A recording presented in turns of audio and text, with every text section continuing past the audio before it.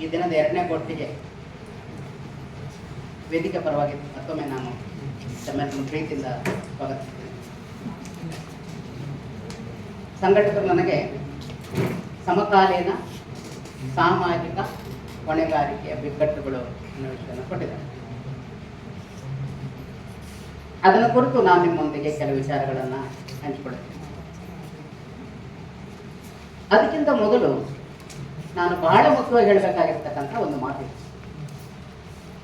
ಅದು ಏನು ಅಂತಂದರೆ, ಲಕ್ಕೂರ್ ಆನಂದ್ ಅವರು ತೀರಿಕೊಂಡ ನಂತರ ಅಲ್ಲಿಂದ ಮೊದಲುಗೊಂಡು ಇಲ್ಲಿಯವರೆಗೆ ಲಕ್ಕೂರ್ ಆನಂದ್ ಅವರನ್ನು ಕುರಿತು ಮಾತಾಡಿರುವ ಒಂದು ದೃಷ್ಟಿಕೋನ ಇದೆ. ಆ ದೃಷ್ಟಿಕೋನದ ಬಗ್ಗೆ ಮಾತ್ರ ಮಾತಾಡ್ತಿದ್ದೀನಿ. ನನಗೆ ಬೇರೆ ಯಾವುದು ಮುಖ್ಯ ಅಲ್ಲ. Central idea, central view point ಏನು ಅಂತ ಕೇಳಿದರೆ, ಅದು ಭಾರತೀಯ ಶ್ರೇಣೀಕೃತ ಅಸಮಾನತೆಯ ಸಮಾಜದಲ್ಲಿ ಶುದ್ಧೀಕರಿಸಲ್ಪಟ್ಟ ದೃಷ್ಟಿಕೋನ ಅಂತ ಕರಿತೀನಿ ನಾನು ಅದನ್ನು. ಆ ದೃಷ್ಟಿಕೋನ ಅಸಮಾನತೆಯ ಸಾಮಾಜಿಕ ವಸ್ತುಸ್ಥಿತಿಯಲ್ಲಿ ಶುದ್ಧೀಕರಿಸಲ್ಪಟ್ಟದ್ದು ಅಥವಾ ಪವಿತ್ರೀಕರಿಸಲ್ಪಟ್ಟ ದೃಷ್ಟಿ. ಆ ಪವಿತ್ರೀಕರಿಸಲ್ಪಟ್ಟಿರುವ ಅಥವಾ ಶುದ್ಧೀಕರಿಸಲ್ಪಟ್ಟಿರುವ ದೃಷ್ಟಿಯಿಂದ ಲಕ್ಕೂರ್ ಆನಂದ್ ಅವರನ್ನು ಅಳೆಯುವ, ತೂಗುವ, ಅಳತೆ ಮಾಡುವ ದೃಷ್ಟಿಕೋನಗಳನ್ನು ನಿರ್ಮಾಣ ಮಾಡಿಕೊಳ್ಳಲಾಗಿದೆ. ಇದನ್ನು ಹೇಳ್ತಿರ್ಬೇಕಾದ್ರೆ ನನಗೆ ಅಲ್ಲಮ ಪ್ರಭುವಿನ ಒಂದು ವಚನದ ಒಂದು ಸಾಲು ನೆನಪಿಗೆ ಬರ್ತದೆ. ಅದು ಏನು ಅಂತಂದರೆ, ನೋಡುವುದನ್ನು ನೋಡಲು ಅರಿಯದೆ ಕೆಟ್ಟಿತ್ತು ಈ ಲೋಕವೆಲ್ಲ. ನೋಡುವುದನ್ನು ನೋಡಲು ಅರಿಯದೆ ಕೆಟ್ಟಿತ್ತು ಈ ಲೋಕವೆಲ್ಲ. ಇಲ್ಲಿರ್ತಕ್ಕಂಥವ್ರು ಅನೇಕರು ಲಕ್ಕೂರ್ ಆನಂದ್ ಅವರನ್ನು ಮುಖತಃ ನೋಡಿದವರು ಇದ್ದಾರೆ, ನೋಡದಿದ್ದವರು ಇದ್ದಾರೆ, ಪರಿಚಿತರು ಇದ್ದಾರೆ, ಅಪರಿಚಿತರು ಇದ್ದಾರೆ, ಸ್ನೇಹಿತರು ಇದ್ದಾರೆ, ಸ್ನೇಹಿತರು ಅಲ್ದವರು ಇದ್ದಾರೆ, ಒಡನಾಡಿಗಳಿದ್ದಾರೆ, ಒಡನಾಡಿಗಳು ಅಲ್ದವರಿದ್ದಾರೆ. ನನ್ನ ಅಪೇಕ್ಷೆ ಇಂಥ ಕಾರ್ಯಕ್ರಮ ಒಂದರಲ್ಲಿ ಲಕ್ಕೂರ್ ಆನಂದ್ ಅವರ ಹೆಸರನ್ನು ಎಲ್ಲರೂ ಹೇಳಿದರೆ ಹೇಗಿರ್ತದೆ, ಎಲ್ಲರೂ ಒಮ್ಮೆ ಹೇಳಿದರೆ ಹೇಗಿರ್ತದೆ, ಒಂದು ಭಾವನಾತ್ಮಕವಾದ ಒಂದು ಸಂವೇದನೆ ಕ್ರಿಯೇಟ್ ಆಗ್ಬೋದಾ? ನಾನು ಈ ವೇದಿಕೆಯಲ್ಲಿ ಒಂದು 3-4 ನಿಮಿಷ ನಿಮ್ಮೆಲ್ಲರನ್ನು ಒಳಗೊಳ್ಳಿಸಿಕೊಳ್ಳುತ್ತೇನೆ, ಅಥವಾ ನನ್ನ ಮಾತುಗಳ ಜೊತೆಲಿ ನೀವೆಲ್ಲರೂ ಭಾಗಿದಾರಾಗಬೇಕಂತ ಕೇಳ್ತೀನಿ. ನಾನು ಒಂದು ಹಾಡನ್ನು ಹೇಳ್ತೀನಿ, ಬಹಳ ಸುಲಭ ಇದೆ, ನೀವೆಲ್ಲರೂ ಅದನ್ನು ಬಾಯಿ ತುಂಬ ಹೇಳಬೇಕು ಅಂತ ನಾನು ಲಕ್ಕೂರ್ ಆನಂದ್ ಅವರ ಪರವಾಗಿ ಕೇಳ್ತೀನಿ. ಹಾಡು ಬಹಳ ಸುಲಭ ಇದೆ. ಲಕ್ಕೂರಾನಂದಣ್ಣ ಲಕ್ಕೂರಾನಂದಣ್ಣ, ಅಲ್ಲಲ್ಲ ನಾನು ಗದ್ಯದಲ್ಲಿ ಹೇಳ್ತಿದ್ದೇನೆ, ಕಂಠಪಾಠ ಮಾಡ್ಕೊಂಡು ಆಮೇಲೆ ಹೇಳ್ರಿ. ಲಕ್ಕೂರಾನಂದಣ್ಣ ಲಕ್ಕೂರಾನಂದಣ್ಣ ನಮ್ಮನ್ನೆಲ್ಲ ಬಿಟ್ಟು ಹೊರಟೋದೈ ಅಣ್ಣ. ಆಮೇಲೆ ಮಟ್ಟು ನಾದ ಶ್ರುತಿ ಆಮೇಲೆ ಬಂತು. ಚರಣ ಹೇಗಿರ್ತದೆ? ಹಸಿವು ಅಪಮಾನದ ಬೆಂಕಿಯಲ್ಲಿ ಬೆಂದೆ, ಹಸಿವು ಅಪಮಾನದ ಬೆಂಕಿಯಲ್ಲಿ ಬೆಂದೆ, ಅಕ್ಷರದ ನೆರಳಲ್ಲಿ ಬೆಳಕನ್ನು ತಂದೆ. ಹಸಿವು ಅಪಮಾನದ ಬೆಂಕಿಯಲ್ಲಿ ಬೆಂದೆ, ಅಕ್ಷರದ ನೆರಳಲ್ಲಿ ಬೆಳಕನ್ನು ತಂದೆ. ಕೊನೆಯ ಸಾಲು, ಅಕ್ಷರದ ನೆರಳಲ್ಲಿ ಬೆಳಕಾಗಿ ಉಳಿದೆ. ಇದು ಟ್ಯೂನು.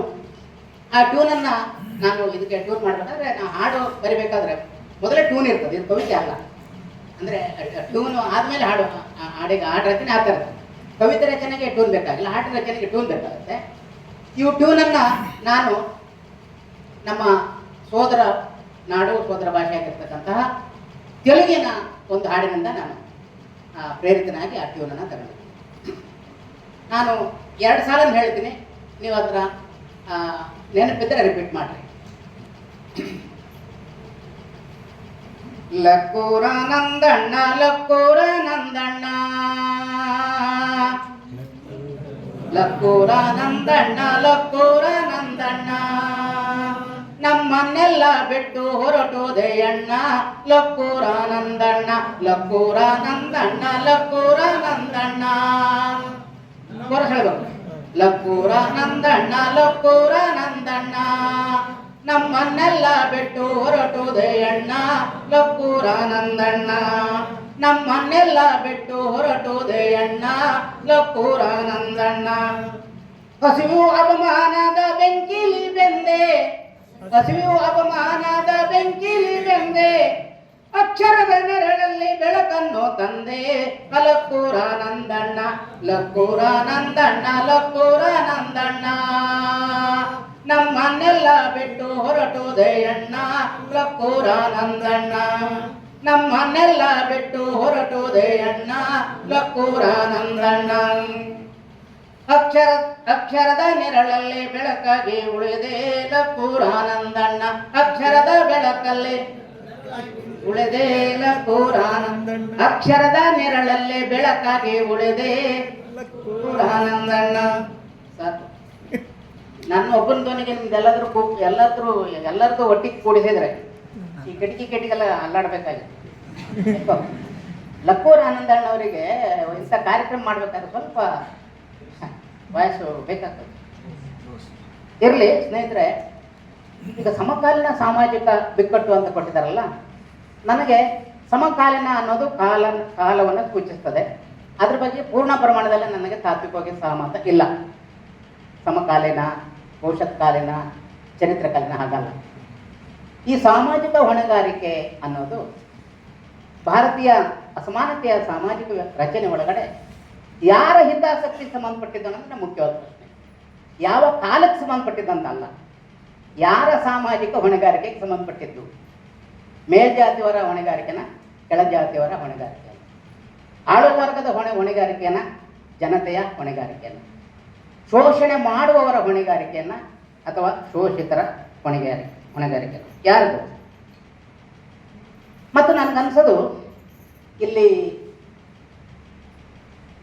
ಈ ವಿಷಯದಲ್ಲಿ ಹೇಳದೇ ಇರುವಂಥ ಇನ್ನೆರೆಂಟ್ ಆಗಿರ್ತಕ್ಕಂಥ ಅಂತರ್ಗತವಾಗಿರ್ತಕ್ಕಂಥ ಒಂದು ಅಪೇಕ್ಷೆ, ಒಂದು ತುಡಿತ ಏನಿದೆ ಅಂತಂದರೆ, ಸಾಹಿತಿಗಳು, ಕಲಾವಿದರು, ಬರಹಗಾರರು, ಚಿಂತಕರು, ಪತ್ರಕರ್ತರು ಇವರು ಮುಂದಿರ್ತಕ್ಕಂಥ ಹೊಣೆಗಾರಿಕೆಯ ಸ್ವರೂಪ ಯಾವುದು ಅನ್ನೋದು ಸಂಘಟಕರ ಮತ್ತು ಈ ವಿಷಯವನ್ನು ಸಂಯೋಜನೆ ಮಾಡುವವರ ಮನಸ್ಸಲ್ಲಿ ಇದೆ ಅಂತ ನಾನು ಭಾವಿಸ್ತೀನಿ. ಮತ್ತು ಆ ಚೌಕಟ್ಟಲ್ಲಿ ಮಾತ್ರವೇ ನನ್ನ ಮಾತುಗಳನ್ನು ನಿಮ್ಮೊಂದಿಗೆ ಶೇರ್ ಮಾಡ್ತೀನಿ. ನಾನು ಈ ಸಂದರ್ಭದಲ್ಲಿ ಜಗತ್ತಿನ ಪ್ರಸಿದ್ಧ ಕಾದಂಬರಿ ಒಂದರ ಒಂದು ಸಣ್ಣ ಭಾಗವನ್ನು ಓದ್ತೀನಿ. ಸಣ್ಣ ಭಾಗ, ನಿಮಗೆ ಬೋರ್ ಆಗಲ್ಲ. ಈ ಜಗತ್ಪ್ರಸಿದ್ಧ ಕಾದಂಬರಿ ಮ್ಯಾಕ್ಸಿಮ್ ಗೋರ್ಕಿ ಬರೆದಿರ್ತಕ್ಕಂತಹ ತಾಯಿ ಕಾದಂಬರಿಯನ್ನು ನಾನು ಆಯ್ಕೆ ಮಾಡಿಕೊಂಡಿದ್ದೀನಿ. ಅದು ಈ ವೇದಿಕೆಗೆ ಲಕ್ಕೂರಾನಂದ್ ಅವರ ಬದುಕನ್ನು ಶುದ್ಧೀಕರಿಸಲ್ಪಡದೇ ಇರುವಂಥ ದೃಷ್ಟಿಕೋನದಿಂದ, ಪವಿತ್ರೀಕರಿಸಲ್ಪಡದೇ ಇರುವ ದೃಷ್ಟಿಕೋನದಿಂದ ಹೇಗೆ ನೋಡಬಹುದು ಎಂಬುದಕ್ಕೆ ತಾತ್ವಿಕವಾದ, ದಾರ್ಶನಿಕವಾದ ಬುನಾದಿಯನ್ನು ಹಾಕ್ತದೆ ಅಂತ ನಾನು ಭಾವಿಸಿದ್ದೀನಿ. ಈ ದೃಷ್ಟಿಯಿಂದ ನಾನು ಮದರ್ ಕಾದಂಬರಿಯ ಒಂದು 5-6 ಸಾಲುಗಳನ್ನು ನಿಮ್ಮೆದುರಿಗೆ ಓದ್ತೀನಿ. ಏನಿದೆ ಅದು ಹೀಗಿದೆ: ಜನತೆಯ ಬಾಳು ಯಾಕೆ ಇಷ್ಟು ಹೊಲಸಾಗಿದೆ ಎಂಬುದನ್ನು ತಿಳಿಯುವುದಕ್ಕಾಗಿ, ಜನರು ತಾವೇ ಯಾಕೆ ಇಷ್ಟು ಹೊಲಸಾಗಿದ್ದಾರೆ ಎಂಬುದನ್ನು ತಿಳಿಯುವುದಕ್ಕಾಗಿ ಅವರ ಬಾಳಿನ ಮೂಲವನ್ನು ಪರಿಶೀಲಿಸುವುದು ಅಗತ್ಯ. ಪೂರ್ಣ ಸತ್ಯವನ್ನು, ಪೂರ್ಣ ನಿತ್ಯವನ್ನು ನಾವು ತಿಳಿದುಕೊಳ್ಳಲೇಬೇಕು. ನಮಗೆ ಬೇಕಾದುದು ಏನು? ತುಂಬಿದ ಹೊಟ್ಟೆ ಮಾತ್ರವೋ? ಖಂಡಿತ ಅಲ್ಲ, ಖಂಡಿತ ಅಲ್ಲ. ನಮ್ಮ ಬೆನ್ನ ಮೇಲೆ ಹೊರೆ ಹೇರಿ ನಮ್ಮ ಕಣ್ಣಿಗೆ ಪರದೆ ಕಟ್ಟಿರುವವರಿಗೆ ನಮಗೆ ಪ್ರತಿಯೊಂದು ಕಾಣಿಸುತ್ತದೆ ಎಂದು ನಾವು ತೋರಿಸಿಕೊಡಲೇಬೇಕು. ನಾವು ಮೂರ್ಖರಲ್ಲ. ನಾವು ಮೊದಲೇ ಹೇಳಿದ್ನಲ್ಲ, ಕಲಾವಿದರು, ಸಾಹಿತಿಗಳು, ಚಿಂತಕರು ನಾವು ಮೂರ್ಖರಲ್ಲ. ತುಂಬಿದ ಹೊಟ್ಟೆಗಾಗಿ ಮಾತ್ರ ಆಸೆ ಪಡೋಕೆ ನಾವೇನು ಮೃಗಗಳೂ ಅಲ್ಲ. ಮಾನವರಾಗಿ ಯೋಗ್ಯವಾದ ಬಾಳ್ವೆ ನಡೆಸೋದು ನಮಗೆ ಬೇಕಾಗಿದೆ. ನಮ್ಮ ವೈರಿಗಳು ಕಷ್ಟದ ದುಡಿಮೆಯ ಹೊರೆಯನ್ನು ನಮ್ಮ ಮೇಲೆ ಹೊರಿಸಿದರೆ ಏನಂತೆ? ಸೌಹೃದಯ, ಮಾನವೀಯ ಸೋದರತಾ ಭಾವನೆ ಇರುವ ರಾಜ್ಯದ ಎಡೆಗೆ ಈ ಕೊಳಕು ಜೀವನದ ಕೆಸರಿನ ಮೇಲೆ ನಾವು ಸೇತುವೆ ಕಟ್ಟಬೇಕು. ಈ ಕೊಳಕು ಜೀವನದ ಕೆಸರಿನ ಮೇಲೆ ನಾವು ಸೇತುವೆ ಕಟ್ಟಬೇಕು. ಸಂಗಾತಿಗಳೇ, ಇದೇ ನಮ್ಮ ಎದುರಿಗೆ ಇರುವ ಕಾರ್ಯಭಾರ. ಇದು ಮ್ಯಾಕ್ಸಿಮ್ ಗೋರ್ಕಿಯವರ ತಾಯಿ ಕಾದಂಬರಿಯಿಂದ ನಾನು ತಗೊಂಡಂಥ ಒಂದು ಉಲ್ಲೇಖ. ನನಗೆ ಸಾಮಾಜಿಕ ಹೊಣೆಗಾರಿಕೆ ಏನು ಅನ್ನೋದಕ್ಕೆ ಭಾಳ ದೀರ್ಘವಾದ ಭಾಷಣ ಮಾಡಬೇಕು ಅಂತ ಮನಸ್ಸಲ್ಲಿಲ್ಲ. ಮತ್ತು ಸಾಮಾಜಿಕ ಹೊಣೆಗಾರಿಕೆ ಅನ್ನೋದಕ್ಕೆ ಒಂದು ರೆಡಿಮೇಡ್ ಆದ ಆ್ಯಕ್ಷನ್ ಪ್ಲ್ಯಾನ್, ಒಂದು ಕ್ರಿಯಾ ಯೋಜನೆಯ ಸ್ವರೂಪವನ್ನು ನಿಮ್ಮ ಮುಂದೆ ಇಡಬೇಕನ್ನೋ ಅಪೇಕ್ಷೆ ಕೂಡ ನನಗಿಲ್ಲ. ಆದರೆ ಈ ಕಾರ್ಯಕ್ರಮವನ್ನು ಸಂಯೋಜನೆ ಮಾಡಿರುವ ಹಿತಾಸಕ್ತಿಯ ಒಳಗಡೆ, ಈ ಕಾರ್ಯಕ್ರಮವನ್ನು ನಡೆಸುತ್ತಿರುವ ಹಿತಾಸಕ್ತಿಯ ಒಳಗಡೆ ಒಂದು ಸಾಮಾಜಿಕ ಹೊಣೆಗಾರಿಕೆಯ ಬೀಜ ಇದೆ ಅಲ್ವಾ? ಇದೆ ಅಲ್ಲ? ಚಾಮರಾಜನಗರದಿಂದ ಯಾರು ನಮ್ಮ ಶಂಕನಪುರ ಯಾಕೆ ಬರಬೇಕಾಗಿತ್ತು? ಅವ್ರು ಹೇಳಿದರು ಅವರಿಗೆ ಅಷ್ಟೊಂದು ಒಡನಾಟ ಇಲ್ಲ. ಯಾಕೆ ಬಂದರು ಶಂಕನಪುರ ಅವರು? ಅಥವಾ ನಾನೇ ಸ್ವತಃ ನಾನು ಚಿಕ್ಕಮಗಳೂರಿನ ತೀರ್ಥಹಳ್ಳಿಯಿಂದ ಬಂದಿದ್ದೀನಿ. ಮಧ್ಯದಲ್ಲಿ ಒಂದು ದಿವಸ ಸ್ಟೇ ಆಗಿ ಕೂಡ ಬಂದಿದ್ದೀನಿ. ಒಂದೇ ದಿವಸ ಇಲ್ಲಿ ಬರೋಕ್ಕಾಗಲ್ಲ, ಟ್ರೈನ್ ಇಲ್ಲ. ನಮ್ಮ ಹುಲ್ಲುಗುಂಟೆ ಮೂರ್ತಣ್ಣ ರಾತ್ರಿ ಅಂದ್ಬಿಟ್ಟು ಟ್ರೈನ್ ಅಂತ ಬರ್ತಾನೆ ಬೆಳಿಗ್ಗೆ. ನಮಗಾಗಲ್ಲ. ತೀರ್ಥಹಳ್ಳಿಯಿಂದ ಹೊರಟು ಸಕಲ ಸರ್ಕಾರಿ ಮರ್ಯಾದೆಯಿಂದ ಹೊಸಪೇಟೆಯವರಿಗೆ ಬಂದು ಅಲ್ಲಿ ಸ್ಟೇ ಮಾಡಿ ಬೆಳಿಗ್ಗೆ ಸಾಧ್ಯವಾದರೆ ನೀರಿಗಿರಿದ್ರೆ ಮೈ ತಗೊಂಡು ಪಟ್ಟಿಗೆ ಏನಾದ್ರು ತಿನ್ಕೊಂಡು ಮತ್ತೆ ಅಲ್ಲಿಂದ ಈ ಕಡೆ ಬರೋದು. ಈ ಕಡೆದು ಹೋಗೋಗ್ಲ ಹಂಗೇನೆ. ಯಾಕೆ ಬಂದ್ವಿ ನಾವು? ಇದು ಏನನ್ನು ಸೂಚಿಸ್ತದೆ ಅಂತಂದರೆ, ನನಗೆ ಕನಿಷ್ಠ 50 ವರ್ಷದ ಹಿಂದಿನ ಕರ್ನಾಟಕದ ಬೀಜ ಮರಳಿ ಮೊಳಕೆ ಹೊಡಿತಾ ಇರ್ಬೋದಾ ಅಂತ ನನಗನ್ನಿಸ್ತದೆ. ನಾವು 45 ವರ್ಷಗಳಿಂದ ಏನು ಆಡ್ತಿದ್ವಿ? ಬರುತ್ತಿಹೆವು ನಾವು ಬರುತ್ತಿಹೆವು, ಬರುತ್ತಿಹೆವು ನಾವು ಬರುತ್ತಿಹೆವು, ಯುಗ ಯುಗಗಳಿಂದ ನೀವು ತುಳಿದ ಜನಗಳ ಕೊರಳ ದನಿಗಳು ನಾವು. ಅಸಮಾನತೆಯನ್ನು ಸುಟ್ಟು ಬಿಡಲು ಭುಗಿಲೆದ್ದ ಬೆಂಕಿಯ ಜ್ವಾಲೆಗಳು, ಭುಗಿಲೆದ್ದ ಬೆಂಕಿಯ ಜ್ವಾಲೆಗಳು. ನನಗೆ ಯಾಕೋ ಕಾರ್ಯಕ್ರಮ ಸಂಯೋಜನೆ ಆದಲ್ಲಿಂದ ಇಲ್ಲಿವರೆಗೂ ಈ ಬಗೆಯ ಸಾಮಾಜಿಕ ಹೊಣೆಗಾರಿಕೆಯ ಒಂದು ಬೀಜ ಕ್ರಿಯೇಟ್ ಆಗಿದೆಯಲ್ಲ ಇಲ್ಲಿ. ಹಾಗಿದ್ರೆ ಈ ಬೀಜವನ್ನು ತೇವ ಇರ್ತಕ್ಕಂಥ ಮಣ್ಣಿನಲ್ಲಿ ಏನು ಮಾಡಬೇಕು? ಊರಬೇಕಲ್ವಾ? ಅಥವಾ ಆ ಬೀಜವನ್ನು ಎಲ್ಲಿ ಊರ್ತೀವೋ ಅಷ್ಟು ಜಾಗವನ್ನು ತೇವ ಇರುವ ಹಾಗೆ ನೋಡ್ಕೋಬೇಕಲ್ಲ. ಒಂದು ವೇಳೆ ಈ ಬೀಜವನ್ನು ಊರುವ ಬದಲು ಹುಗಿದು ಬಿಟ್ರೆ, ಹುಗಿಬಾರ್ದು, ಬೀಜವನ್ನು ಹುಗಿಬಾರ್ದು. ಒಗೆದು ಬಿಟ್ರೆ ಒಗಿಬಾರ್ದು. ಸೊ ಹದವಾದ ನೆಲದಲ್ಲಿ ಈ ಬೀಜವನ್ನು ನಾವು ಊರಿದರೆ ಬಹುಶಃ ಸಾಮಾಜಿಕ ಹೊಣೆಗಾರಿಕೆ ಏನು ಎಂಬ ಫಲಿತಾಂಶವನ್ನು ನಾವು ಮಾಡುವ ಕಾರ್ಯಕ್ರಮಗಳೇ ಕೊಡ್ತವೆ ಹೊರತು ಯಾರೋ ಒಬ್ಬ ನಿರ್ದೇಶನದ ತತ್ವಗಳನ್ನು ಕೊಡಬೇಕು ಅನ್ನೋ ಅಪೇಕ್ಷೆ ನನಗೂ ಇಲ್ಲ, ನಿಮಗೂ ಕೂಡ ಇರಬಾರ್ದು. ನನಗೆ ಬೆಳಗ್ಗೆಯಿಂದ ಇಲ್ಲಿ ಬಂದ ಮೇಲೆ ಹೀಗೂ ಅನ್ನಿಸ್ತು, ಲಕ್ಕೂರು ಆನಂದಣ್ಣ, ಆತ್ಮ ಅನ್ನೋದು ನಂಬಿಕೆಯ ಪ್ರಶ್ನೆ, ನಮ್ಮದು ಕೂಡ ಇರಬಹುದು. ಲಕ್ಕೂರು ಆನಂದಣ್ಣ ಆತ್ಮ ಇಲ್ಲೆಲ್ಲೋ ಸೈಡಲ್ಲಿ ಇದ್ದಿರ್ಬೋದಾ? ಕಿಟಕಿಯಿಂದ ಆಚೆಗೆ ತೊಳೆದಿರೋ ಬಟ್ಟೆ ಹಾಕ್ಕೊಂಡು, ಆಮೇಲೆ ಏನೋ ಶೇವಿಂಗ್ ಇಲ್ಲದ ಮುಖ ಬಿಟ್ಟುಕೊಂಡು ಆ ಕಿಟಕಿಲೋ ಈ ಕಿಟಕಿಲೋ ಮೂಲೆಯಲ್ಲೋ ಆನಂದಣ್ಣನ ಆತ್ಮ ನೋಡ್ತಾ ಇರ್ಬೋದಾ? ಅಲ್ಲಲ್ಲ ನೀವೆಲ್ಲ ಸೇರಿಬಿಟ್ಟು ಕಾರ್ಯಕ್ರಮ ಮಾಡ್ತಿದ್ರೇನು? ಅದಕ್ಕೆ ಗುಲ್ಬರ್ಗದಿಂದ ಬಂದಿರೋದೇನು, ಸುರ್ಪುರದಿಂದ ಬಂದಿರೋದೇನು, ರಾಯಚೂರಿಂದ ಬಂದಿರೋದೇನು, ಶಿವಮೊಗ್ಗದಿಂದ ಬಂದಿರೋದೇನು, ಚಿಕ್ಕಬಳ್ಳೂರಿಂದ ಬಂದಿರೋದೇನು, ಕೋಲಾರದಿಂದ ಬಂದಿರೋದೇನು?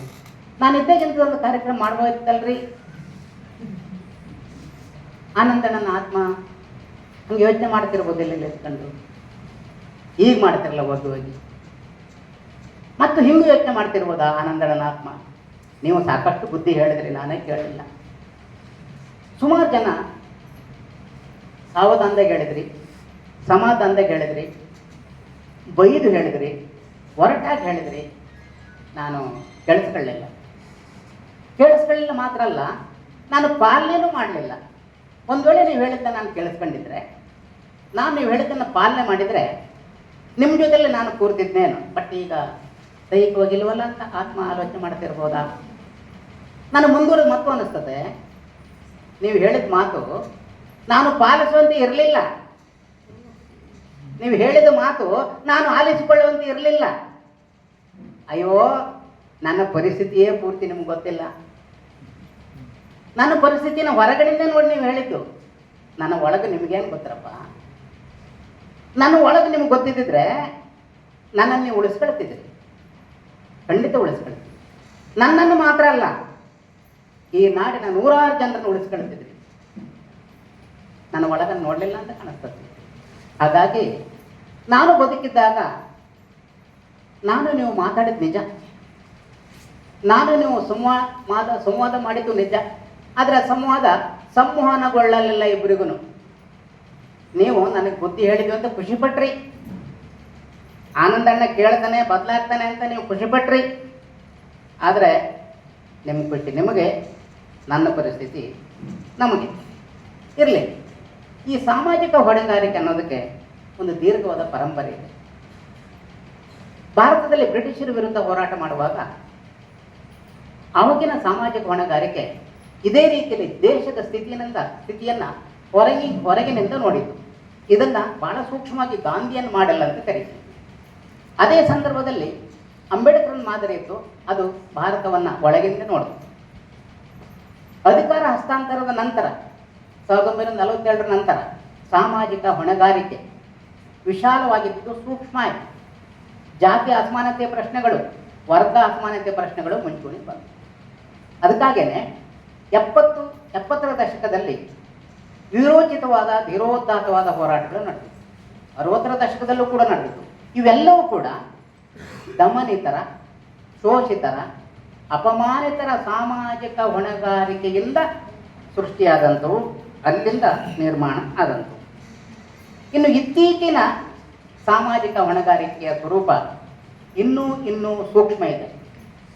ಬ್ರಿಟಿಷರ ಕಾಲದಲ್ಲಿದ್ದಂಥ ಸಾಮಾಜಿಕ ಹೊಣೆಗಾರಿಕೆಯ ಸ್ವರೂಪ ಭಾಳ ದೊಡ್ಡದು, ಹಿಮಾಲಯದಂಗಿತ್ತು. ಸೂಕ್ಷ್ಮಗಳು ಕಡಿಮೆ ಇದ್ದು, ಬಟ್ ಬಾಬಾ ಸಾಹೇಬರಿಗೆ ಆ ಬಗ್ಗೆ ಸೂಕ್ಷ್ಮಗಳು ಇದ್ದು. ಇತ್ತೀಚೆಗೆ ಸಾಮಾಜಿಕ ಹೊಣೆಗಾರಿಕೆ ಸೂಕ್ಷ್ಮತೆ ಹೋಗಲೇಬೇಕಾಗಿದೆ. ಯಾಕೆ ಅಂತ ಕೇಳಿದರೆ, ಪರಿಸ್ಥಿತಿ ನಾವು ತಿಳ್ಕೊಂಡಷ್ಟು ಸುಲಭ ಇಲ್ಲ. ಯಾವುದೇ ವಸ್ತು ಸ್ಥಿತಿಯನ್ನು ಹೊರಗಿನಿಂದ ನೋಡುವ ಸ್ಥಿತಿಯಲ್ಲಿ ಇಲ್ಲ. ನಾವು ಸಾಧ್ಯ ಇಲ್ಲ, ಹೊರಗಿನಿಂದ ನೋಡಲಿಕ್ಕೆ ಸಾಧ್ಯ ಇಲ್ಲ, ಒಳಗಿನಿಂದ ನೋಡ್ಬೋದು. ಹೀಗೆ ಒಳಗಿನಿಂದ ನೋಡ್ಲಿಕ್ಕೆ ಹೋದಾಗ ಏನಾಗಿದೆ ಅಂತಂದರೆ, ನಾವು ಯಾರನ್ನ ಶತ್ರು ಅಂತ ಕರೀತೀವೋ, ಯಾರು ನಮ್ಮನ್ನು ದಮನ ಮಾಡ್ತಿದ್ದಾರೆ ಅಂತ ಕರೀತೀವೋ, ಯಾರು ನಮ್ಮನ್ನು ಶೋಷಣೆ ಮಾಡ್ತಾರೆ ಅಂತ ಕರಿತಿದ್ದೀವಲ್ಲ, ಅವರ ಗುಣಗಳು ನಮ್ಮೊಳಗಡೆ ಬಂದು ಸೇರಿಕೊಂಡಿದ್ದಾವೆ. ಶತ್ರುವರ್ಗದ ಹಿತಾಸಕ್ತಿಗಳು, ಶತ್ರುವರ್ಗದ ಕಣ್ಣೋಟಗಳು, ಶತ್ರುವರ್ಗದ ಗುಣ ಸ್ವಭಾವಗಳು ನಮ್ಮೊಳಗಡೆ ಬಂದಿರೋದ್ರಿಂದ ಈಗ ಸಾಮಾಜಿಕ ಹೊಣೆಗಾರಿಕೆಯ ಸ್ವರೂಪ ಯಾವುದು ಅಂತ ಕೇಳಿದ್ರೆ, ನಮ್ಮ ಒಳಗೆ ಬಂದಿರುವ ಶತ್ರುತ್ವದ ಗುಣಗಳನ್ನು ನಾವು ಹುಡುಕಬೇಕಾಗಿದೆ. ಈ ರೂಪದಲ್ಲಿ ಕಳೆದ 15-20 ವರ್ಷಗಳಿಂದ ಈಚೆಗೆ ನಾವು ಯಾರಿಗೆ, ಕವಿಗಳಿಗೆ, ಕಲಾವಿದರಿಗೆ, ಸಾಹಿತಿಗಳಿಗೆ ಸಾಮಾಜಿಕ ಬದ್ಧತೆಯ ಒಂದು ಹೊಣೆಗಾರಿಕೆ ಬೇಕಂತ ಹೇಳ್ತೀವಲ್ಲ, ಈ ಹೊಣೆಗಾರಿಕೆ ಒಳಗಡೆ ನಮಗೆ ವಿರುದ್ಧವಾಗಿರ್ತಕ್ಕಂಥ ವ್ಯಾಕ್ಸಿನನ್ನು ಇಂಜೆಕ್ಟ್ ಮಾಡಿಬಿಟ್ಟವ್ರೆ. ಇದು ಚಹರಿಯ ರೂಪದಲ್ಲಿ ಕಾಣಿಸ್ತದೆ. ಇದನ್ನು ಇತ್ತಮ್ಮಂತ ಅಂಕಿಅಂಶ ಎಲ್ಲ ತೋರಿಸ್ಲಿಕ್ಕೆ ಬರೋದಿಲ್ಲ, ಪೋಸ್ಟಕ್ಕೆ ಹಾಕಿ ಟೇಬಲ್ ಹಾಕಿ ತೋರಿಸ್ಲಿಕ್ಕೆ ಬರೋದಿಲ್ಲ. ಹಾಗಾಗೇನೆ ಈಗಿನ ದಿನಗಳಲ್ಲಿ ನಮಗನ್ನಿಸ್ತಿರೋದೇನಂತಂದರೆ, ಕವಿಗಳು, ಕಲಾವಿದರು ನಾವೇನಿದ್ದೀವಲ್ಲ, ನಾವು ನಮ್ಮ ಒಳಗಡೆನೆ ಸೇರಿಕೊಂಡು ನಮ್ಮ ದೃಷ್ಟಿಕೋನವನ್ನು, ನಮ್ಮ ಹಿತಾಸಕ್ತಿಯನ್ನು ಕಲುಷಿತಗೊಳಿಸಿರುವ, ನಮ್ಮ ದೃಷ್ಟಿಕೋನವನ್ನು ದಿಕ್ಕು ತಪ್ಪಿಸಿರುವ ಧೋರಣೆಯ ವಿರುದ್ಧ ನಾವು ಹೋರಾಡಬೇಕಾಗಿರ್ತಕ್ಕಂಥ ಅನಿವಾರ್ಯತೆ ಬಂದಿದೆ. ಅದು ಜಾತಿ ವಿಷಯ ಇರ್ಬೋದು, ವರ್ಗದ ವಿಷಯ ಇರ್ಬೋದು, ಮೀಸಲಾತಿ ವಿಷಯ ಇರ್ಬೋದು, ವಿಮೆನ್ ಕ್ವಶನ್ ಇರ್ಬೋದು, ದಲಿತ ಕ್ವಶನ್ ಇರ್ಬೋದು, ಲ್ಯಾಂಡ್ ಕ್ವಶನ್ ಇರ್ಬೋದು, SCP TSP ಅನುದಾನದ ಸಬ್ಜೆಕ್ಟ್ ಇರ್ಬೋದು, ಯಾವುದಿರ್ಬೋದು. ಯಾಕೆ ಸಂಕೀರ್ಣ ಆಗ್ತಾ ಇದೆ? ವ್ಯವಸ್ಥೆ ಇಡೀ ಸಂಕೀರ್ಣಗೊಳ್ಳುತ್ತಿರೋದ್ರಿಂದ ನಮ್ಮ ಯಾವುದು ಸಾಮಾಜಿಕ ಹೊಣೆಗಾರಿಕೆಯದು ಕೂಡ ಭಾಳ ಸೂಕ್ಷ್ಮಗೊಳ್ಳಬೇಕಾಗಿದೆ. ಕೊನೆಯದಾಗ ಒಂದು ಮಾತು ಹೇಳ್ತೀನಿ ನಾನು. ರವಿಕುಮಾರ್ ಹೇಳಿದೆ ಅಂತ ಕೇಳಿದೆ, ಒಂದು ಅರ್ಧ ಗಂಟೆ ಮಾತಾಡ್ರಿ ಅಂತ ಹೇಳಿದೆ. ಏನಂತಂದರೆ, ಸಾಮಾಜಿಕ ಹೊಣೆಗಾರಿಕೆ ಅಂದರೆ ವಸ್ತುಸ್ಥಿತಿಯನ್ನು ನಾವು ಪಂಚೇಂದ್ರಿಯಗಳ ಮೂಲಕ ನೋಡ್ತೀವಿ, ಗ್ರಹಿಸ್ತೀವಿ. ಕಲಾವಿದರು ರೇಖೆಯಲ್ಲಿ ಬರೀತಾರೆ, ಹಾಡುಗಾರರು ನಾದ ಮತ್ತು ಲಯದಲ್ಲಿ ಅಭಿವ್ಯಕ್ತಿ ಮಾಡ್ತಾರೆ, ಫೋಟೋಗ್ರಾಫರ್ ಫೋಟೋ ತೆಗಿತಾರೆ, ಇನ್ನು ಬರಹಗಾರರು ಬರೀತಾರೆ. ಹೀಗೆ ಅಭಿವ್ಯಕ್ತಿ ಆಗ್ತದಲ್ಲ, ವರ್ಬಲ್ ಆರ್ ನಾನ್ ವರ್ಬಲ್, ಭಾಷಿಕವಾಗಿ ಅಥವಾ ಭಾಷಿಕವಲ್ಲದ ಮೀಡಿಯಾದಲ್ಲಿ ಅಭಿವ್ಯಕ್ತಿ ಆಗ್ತದೆ ಸಾಮಾಜಿಕ ಹೊಣೆಗಾರಿಕೆ. ಆಗ ವಸ್ತುಸ್ಥಿತಿಯನ್ನು ನಾವು ಹೇಗೆ ಗ್ರಹಿಸಬೇಕು? 70-80ರ ದಶಕದಲ್ಲಿ ಆಕ್ರೋಶದಿಂದ ನಾವು ಗ್ರಹಿಸ್ತಾ ಇದ್ವಿ. ಹಾಗಾಗೇ ಇಕ್ರಲ್ಲ ಓದಿರಲ್ಲ ಈ ನನ್ನ ಚರ್ಮ ಎಬ್ರಿಲ್ಲ ಅಂತ ಬರೀಲೇಬೇಕಾಗಿರ್ತಕ್ಕಂಥ ಅನಿವಾರ್ಯತೆ ಆಗ ಇತ್ತು. ಆದರೆ ಈಗ ಕಾಲ ಬದಲಾಗಿರೋದ್ರಿಂದ ಸಾಮಾಜಿಕ ವಸ್ತುಸ್ಥಿತಿಯನ್ನು, ಸಾಮುದಾಯಿಕ ವಸ್ತುಸ್ಥಿತಿಯನ್ನು, ಒಂದು ಸಂಸಾರವನ್ನು, ಒಂದು ಬಾಳನ್ನು, ಲಕ್ಕೂರು ಆನಂದಣ್ಣ ಅಂತವ್ರನ್ನ ನಾವು ಆಕ್ರೋಶದಿಂದ ನೋಡಲು ಬರುವುದಿಲ್ಲ.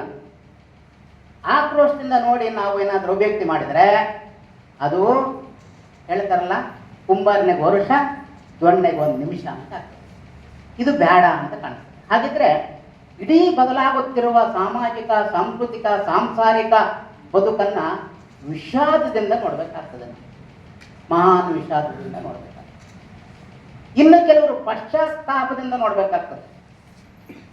ನಮ್ಮನ್ನು ಶೋಷಣೆ ಮಾಡುವವರು, ದಮನ ಮಾಡುವವರು ಅಪರಾಧಿ ಪ್ರಜ್ಞೆಯಿಂದ ಮತ್ತು ಪಶ್ಚಾತ್ತಾಪದಿಂದ ನೋಡಬೇಕು.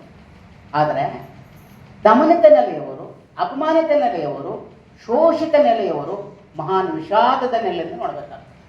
ಇಂಥವ್ರು ಇದಾರಲ್ಲ. ನೀವು ವರ್ಬಲ್ ಆರ್ ನಾನ್ ವರ್ಬಲ್ ಎರಡೂ ಕ್ಷೇತ್ರಗಳಲ್ಲಿ ಪರಿಶೀಲನೆ ಮಾಡಿ ನೋಡಿ. ಇಡೀ ಜಾಗತಿಕ ಮಟ್ಟದಲ್ಲಿ ಒಬ್ಬ ಮಾರ್ಕ್ವೆಸ್, ಒಬ್ಬ ಟಾಲ್ಸ್ಟಾಯ್, ಒಬ್ಬ ಗೋರ್ಕಿ, ಒಬ್ಬ ಪ್ರೇಮ್ಚಂದ್, ಒಬ್ಬ ಕುವೆಂಪು, ಒಬ್ಬ ದೇವನೂರು, ಒಬ್ಬರು KB, ಇವರೆಲ್ಲ ಲೋಕವನ್ನು ಹೇಗೆ ಗ್ರಹಿಸ್ತಾರೆ? ವಿಷಾದದಿಂದ ಗ್ರಹಿಸ್ತಾರೆ, ಮಹಾನ್ ವಿಷಾದದಿಂದ. ಅಯ್ಯೋ ಬದುಕನ್ನೋದು ಹೀಗೂ ಇದೆಯಾ, ಹೀಗೂ ವಿಷಾದದಿಂದ ಗ್ರಹಿಸ್ತಾರೆ. KB ಅವರ ಒಂದು ಗದ್ಯ ಬರವಣಿಗೆ ಮೊದಲ ಸಾಲು, ಸಾಧಾರಣ ಗದ್ಯ ಸಾಲುಗಳು ನೆನಪಿರೋದು ಕಡಿಮೆ, ಪದ್ಯ ಸಾಲು ನೆನಪಿರ್ತಾರೆ. ಆದರೆ KB ಎಂಥ ಪವರ್ಫುಲ್ ಪ್ರೋಸ್ ರೈಟರ್ ಅಂತ ಕೇಳಿದ್ರೆ, ಬೆಂಡಿಗೆರೆ ಪ್ರಕರಣಕ್ಕೆ KB ಅವರು 1 ಪುಟದ ಆರ್ಟಿಕಲ್ ಬರ್ತಾರೆ. ಅದರ ಮೊದಲ ಸಾಲು ಹೇಗಿದೆ ಅಂದರೆ, ನಾಯಿ ಕೂಡ ತನ್ನ ಹೇಲನ್ನು ತಾನು ತಿನ್ನುವುದಿಲ್ಲ. ಸಾಕಲ್ಲ? KB ಅವರ ಲೇಖನದ ಮೊದಲ ಸಾಲು. ಆಕ್ರೋಶ ಇಲ್ಲ, ಪ್ರತಿಭಟನೆ ಇಲ್ಲ, ಮಹಾನ್ ವಿಷಾದದಿಂದ. ನಾನು ಮಾತನ್ನು ಮುಗಿಸಲ್ಲ ಪೋತೆಯವರೇ, ನಿಲ್ಲಿಸ್ತೀನಿ. ಮತ್ತೊಂದು ದಿವಸ ಅದರ ಕರೆಸಿ ಮುಂದುವರಿಸ್ತೀನಿ. ನಾನು ಕೊನೆಗೆ ಹೇಳೋದು, ನಾನು ಆಗಲೇ ಹೇಳಿದ್ನಲ್ಲ ಏನಂತ, ಪವಿತ್ರೀಕರಿಸಲ್ಪಟ್ಟ ದೃಷ್ಟಿಕೋನ, ಶುದ್ಧೀಕರಿಸಲ್ಪಟ್ಟ ದೃಷ್ಟಿಕೋನದಿಂದ ನಾವು ಯಾರನ್ನ ಲಕ್ಕೂರು ಅಂದವ್ರು ನೋಡ್ತೀವಿ. ನಾನು ಬಹಳ ದೊಡ್ಡ ಸವಾಲನ್ನು ಹಾಕ್ತೀನಿ. ಅನ್ನ ಉಂಡ್ಲಾರ್ದವ್ರು ಇದ್ದಾರೆ ಈ ದೇಶದಲ್ಲಿ, ಅನ್ನ ಉಂಡ್ಲಾರ್ದವರು. ಈ ವಾಕ್ಯನ ತಿದ್ದುಪಡಿ ಮಾಡ್ತೀನಿ ಉದ್ದೇಶಪೂರ್ವಕವಾಗಿ. ಅನ್ನ ಉಣ್ಲಿಕ್ಕೆ ಆಗದವ್ರು ಈ ದೇಶದಲ್ಲಿ ಇದ್ದಾರೆ. ಯಾಕೆ ಅನ್ನ ಉಣ್ಣಕ್ಕಾಗಲ್ಲ ಅವರಿಗೆ? ಅನ್ನ ಎಂಬ ಹಿಮಾಲಯ ಪರ್ವತ ಮೇಲೆ ಕುಂತಾರೆ. ಅನ್ನ ಉಂಡ್ರೆ ಶುಗರ್ ಜಾಸ್ತಿ ಆಗ್ತದೆ, ಅನ್ನ ಉಣ್ಣಕ್ಕಾಗಲ್ಲ. ಏನಂತ ಕರಿಬೇಕು ಅವರಿಗೆ? ಅನ್ನ ಉಣ್ಣಕ್ಕೆ ತಾಕತ್ತಿಲ್ಲಲ್ರಿ ಅವರಿಗೆ. ಅವ್ರನ್ನ ಯಾವ ಅನ್ನದಿಂದ ಅಳಿಬೇಕು? ಬೆವರಿಳಿಸಿ ದುಡಿದಿದ್ರೆ ಅನ್ನ ಉಣ್ಣಕ್ಕಾಗ್ತದೆ ಅವರಿಗೆ. ನಾವು ಹೇಳಬೇಕಾಗಿದೆ, ನಿಮ್ಮ ಏನೋ ನಿಮ್ಮ ಯೋಗ್ಯತೆಗೆ ಅನ್ನ ಉಣ್ಣಕ್ಕಾಗಲ್ಲಪ್ಪ, ಅನ್ನ ಉಣ್ಣಕ್ಕಾಗಲ್ಲ. ನಮ್ಮ ಸ್ನೇಹಿತರಲ್ಲೇ ಇದ್ದರೆ ಅದು ಆ ವ್ಯಾಪ್ತಿ ಬರಲ್ಲ. ನಾನು ಇರ್ಬೋದು, ಅನ್ನ ಉಣ್ಣಕ್ಕಾಗಲ್ಲ. ಅಷ್ಟು ಮಾತ್ರ ಅಲ್ಲ, ನಮ್ಮನ್ನು ಆಡುವ ಜನರ ಮೇಲೆ ಎಷ್ಟು ಕ್ರಿಮಿನಲ್ ಕೇಸ್ಗಳಿದ್ದಾವೆ. ಅವನ್ನೆಲ್ಲ ಮುಚ್ಚಿಟ್ಟು ಲಕ್ಕೂರು ಆನಂದನ ನಾವು ಕಟಕಟಿ ಮೇಲೆ ನಿಲ್ಲಿಸ್ಬೇಕೇನೋ? ಹಾಗಂತೇಳಿ ಲಕ್ಕೂರು ಆನಂದ್ ಅವರ ವೈಯಕ್ತಿಕ ಬದುಕನ್ನು ನಾನು ಸಮರ್ಥನೆ ಮಾಡ್ತಾ ಇಲ್ಲ. ನನ್ನ ಮಾತನ್ನು ದಯವಿಟ್ಟು ಅಪಅಂದಾಜು ಮಾಡಬೇಡಿ ಅಂತ ತಮ್ಮಲ್ಲಿ ನಾನು ಕೋರಿಕೊಳ್ತೀನಿ. ಸಮಯ ಇದ್ದರೆ ನಾನು ಪವನ ಅಂತ ತಿಳ್ಕೊಂಡು ನಾನೇ ಬರೆದಿರ್ತಕ್ಕಂಥ ಕೆಲವು ಸಾಲುಗಳನ್ನು ಓದಿ ನನ್ನ ಮಾತು ನಿಲ್ಲಿಸ್ತೀನಿ.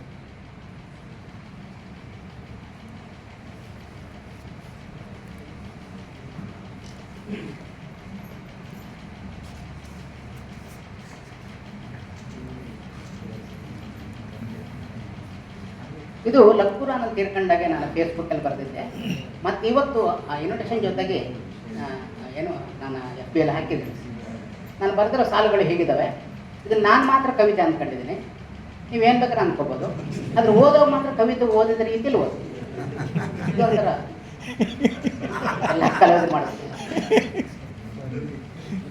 ಒಬ್ಬ ಕವಿ ಇದ್ದನಂತೆ, ಒಬ್ಬ ಕವಿ ಇದ್ದನಂತೆ, ಎಲ್ಲ ಒಬ್ಬ ಕವಿ ಥರ ಇದ್ದನಂತೆ, ಒಬ್ಬ ಕವಿ ಥರ ಇದ್ದನಂತೆ. ಅವನು ಸತ್ತನಂತೆ. ಹೌದು, ಅವನು ಸತ್ತ. ಅವನು ಕುಡಿದು ಸತ್ತನಂತೆ. ಹೌದು, ಅವನು ಕುಡಿದು ಸತ್ತನಂತೆ. ಇಲ್ಲ, ಅವನು ಒಳ್ಳೆಯ ಬದುಕಲು ಕಲಿತಿರಲಿಲ್ಲವನು. ಒಬ್ಬ ಆಳು ಇದ್ದನಂತೆ. ಇಲ್ಲ, ಒಬ್ಬ ಆಳಿನಂತೆ ಇದ್ದನಂತೆ, ಒಬ್ಬ ಆಳಿನ ತರ ಇದ್ದನಂತೆ. ಅವನು ಸತ್ತನಂತೆ. ಹೌದು, ಅವನು ಹೊಟ್ಟೆಗೆ ಹಿಟ್ಟಿಲ್ಲದ ಸತ್ತನಂತೆ. ಅವನು ಆಳಾಗಿ ದುಡಿಯುವುದನ್ನು ಕಲಿತಿರಲಿಲ್ಲವನು, ಅದಕ್ಕೆ ಅವನಿಗೆ ಹೊಟ್ಟೆಗೆ ಹಿಟ್ಟು ಇರಲಿಲ್ಲವನು. ಕುಡಿದವನು ಪಾಪಿಯಂತೆ, ಹಸಿದವನು ಕಡು ಪಾಪಿಯಂತೆ. ಯಾಕೆಂದರೆ ಇಬ್ಬರಿಗೂ ಜನ್ಮಜಾತಕದ ಪಾಪದ ಫಲವಂತೆ, ಅದು ಜಾತಿಯ ಕರ್ಮದ ಫಲವಂತೆ. ಇಲ್ಲೊಬ್ಬಳು ಅವ್ವ ಆಗುವುದಕ್ಕೆ ಮೊದಲೇ ಸತ್ತಳಂತೆ, ಇಲ್ಲೊಬ್ಬಳು ಅವ್ವ ಆಗುವುದಕ್ಕೆ ಮೊದಲೇ ಸತ್ತಳಂತೆ. ಅಪ್ಪ ಯಾರೆಂದು ತೋರಿಸಲಾಗದಿದ್ದಕ್ಕೆ ಸತ್ತಳಂತೆ, ಅಪ್ಪ ಯಾರೆಂದು ತೋರಿಸಲಾಗದಿದ್ದಕ್ಕೆ ಸತ್ತಳಂತೆ, ಅದಕ್ಕೆ ಪ್ರಾಣ ಬಿಟ್ಟಳಂತೆ. ಅದು ಅವಳ ಮಾಡಿದ ಕರ್ಮವಂತೆ. ಅಲ್ಲೊಬ್ಬ ವರ್ಲ್ಡ್ ಫೇಮಸ್ ಶ್ರೀಮಂತ ನದಿಗೆ ಬಿದ್ದು ಪ್ರಾಣ ಬಿಟ್ಟಂತೆ. ಅಬ್ಬ, ಎಷ್ಟೊಂದು ಒಳ್ಳೆಯವನು ಗೊತ್ತಾ. ಅಲ್ಲೊಬ್ಬ ಫೇಮಸ್ ಅಧಿಕಾರಿ ಆತ್ಮಹತ್ಯೆ ಮಾಡಿಕೊಂಡನಂತೆ. ಅವನು ಎಷ್ಟೊಂದು ಪ್ರಾಮಾಣಿಕ ವ್ಯಕ್ತಿ ಗೊತ್ತಾಗುತ್ತೆ. ಹೊಟ್ಟೆಗೆ ಹಿಟ್ಟಿಲ್ಲದವರು, ಕುಡಿತದಿಂದ ಬದುಕು ಆದುಕೊಂಡವರು, ಅಪ್ಪ ಇವನೇ ಎಂದು ತೋರಿಸಬೇಕಾದವರು ದಿಢವಾಗಿ ಒಳ್ಳೆಯವರ? ಶ್ರೀಮಂತರಾಗಿದ್ದರೆ, ದೊಡ್ಡ ಅಧಿಕಾರಿಗಳಾಗಿದ್ದರೆ, ಮೇಲು ಎಂಬ ಜಾತಿಯವರಾಗಿದ್ದರೆ ಒಳ್ಳೆಯವರು ಎನ್ನಬಹುದಿತ್ತು. ಆದರೆ ಹಸಿದವರು, ಹುಡುಗರು, ಮಹಿಳೆಯರು, ಅಯ್ಯೋ ಇವರು ಹುಟ್ಟುತ್ತಲೇ ಕೆಟ್ಟವರು. ಹಸಿದವರು, ಹುಡುಗರು, ಮಹಿಳೆಯರು, ಅಯ್ಯೋ ಇವರು ಹುಟ್ಟುತ್ತಲೇ ಕೆಟ್ಟವರು. ಇನ್ನು ಹುಟ್ಟಿ ಬದುಕಲು ಶುರು ಮಾಡಿದ ಮೇಲೆ ಧನ್ಯವಾದಗಳು ಸರ್.